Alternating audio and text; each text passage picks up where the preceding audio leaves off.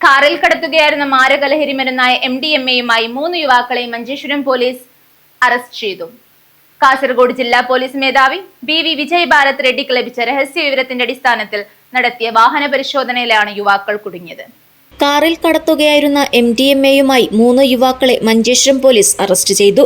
വടകര സ്വദേശി അനൂഷ്, എറണാകുളം നോർത്ത് പറവൂർ സ്വദേശി അരുൺകുമാർ, കാസർഗോഡ് ടിപ്പു നഗറിലെ മുഹമ്മദ് സഹൽ എന്നിവരാണ് അറസ്റ്റിലായത്. ബംഗളൂരുവിൽ നിന്ന് വരികയായിരുന്ന ഇവരെ മഞ്ചേശ്വരം ഗേരുക്കട്ടയിൽ വച്ചാണ് പോലീസ് പിടികൂടിയത്. ഇവർ സഞ്ചരിച്ച കാറിൽ നിന്ന് 43 ഗ്രാം കഞ്ചാവ് കണ്ടെടുത്തു.